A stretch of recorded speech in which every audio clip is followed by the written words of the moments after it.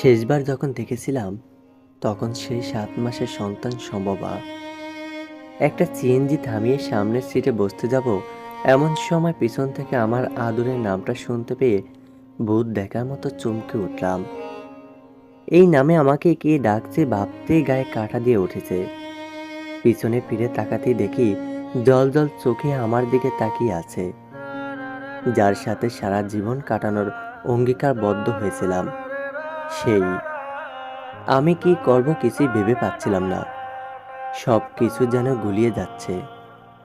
তাগাদা দিয়ে বলল পিছনে উঠে বসতে। সাথে ওর মাকে দেখে আমি আরো ঘাবড়ে গেলাম। আমাকে ডাকছে দেখে ওর মা কিছু বলতে যেতেই চুপ করো বলে থামিয়ে দিয়ে বলল, অস্থির হয়েও না মা, পালিয়ে যাব না। আমার হাত ধরে এক প্রকার টেনে তুলল সিএনজিতে। আমি একবার ওর মায়ের দিকে দেখলাম, রেগে মেগে ফেটে পড়তে, রাগ দেখাতে না পারায় একটু হতাশ হয়ে তাকিয়ে থাকতে। ওর দিকে তাকিয়ে ভাবছি এত সাহস কোথায় পেয়েছে। ও বিস্মিত হয়ে আমাকে দেখছে। আমি বারবার এদিক ওদিক তাকাচ্ছি, কোনোভাবেই মুখের দিকে তাকাতে পারছিলাম না। সিএনজি চলতে শুরু করে। আমরা চুপচাপ বসে রইলাম। সিএনজি শব্দ ছাড়া কোনো শব্দ নেই। নিঃশব্দে ৫-৭ মিনিট অতিক্রম হয়েছে। হঠাৎ আমার দাড়িতে টান মেরে বলে উঠল, দেবদাস হয়েছ?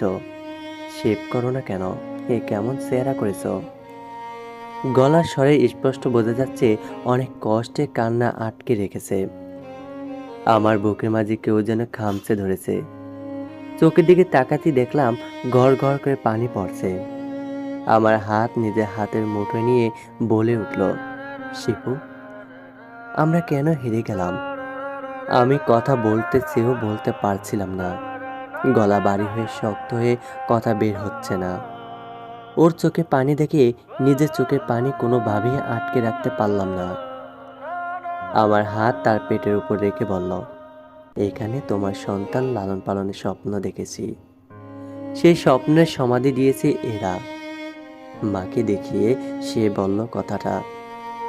এখানে আজ অন্য কারো সন্তান লালন করছি। কথাটা শুনেই আমার মাথাটা আচমকা ঘুরতে লাগলো। কোনো মতে নিজেকে সামলে নিয়েছি। আন্টি পাশে বসে অবাক হয়ে মেয়েকে দেখছে। সামলাতে চেষ্টা করলেও বারবার মেয়ের ব্যর্থ হয়েছে। আমাকে একের পর এক কথা জিজ্ঞেস করেই যাচ্ছে। ৪৫ মিনিটের রাস্তায় আমি কোনো কথাই বলতে পারিনি। বিয়ের ১১টা মাস পার হয়ে যাওয়ার পরেও আমার জন্য তার অনুভূতি দেখে আমি অবাক হলাম। আমি কেবলই তাকিয়ে দেখেছি চোখের ভাষা। চোখের ভাষায় স্পষ্ট দেখতে পাচ্ছি অতীত, যার কিনা স্বামী রয়েছে। কিছুদিন পর কোল জুড়ে আসবে ফুটফুটে শিশু। তবুও মনের গভীরে একটা বিশাল জায়গা আমাকে রেখে দিয়েছে। যতক্ষণ একসাথে ছিলাম একটা পাগলের মতো আচরণ করে জানিয়ে দিয়েছে আমি আসলেই ভালোবাসার কাছে হেরে যাইনি, সময়ের কাছে হেরে গিয়েছি মাত্র। পরিবারের কাছে হেরে যখন আলাদা হয়ে গেলাম, জোর জবরদস্তি করে বিয়ে দিল।